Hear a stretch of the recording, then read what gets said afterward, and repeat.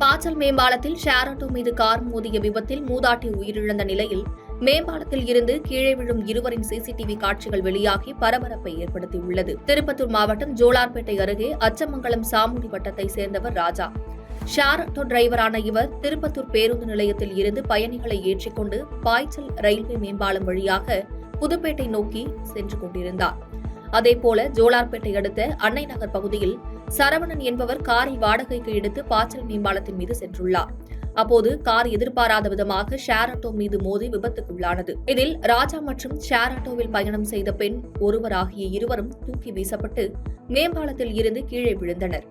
மேலும் சின்ன கவுண்டர் வட்டத்தை சேர்ந்த ராணி என்ற பெண் ஆட்டோவில் இருந்து கீழே விழுந்து சம்பவ இடத்திலேயே உயிரிழந்தார்.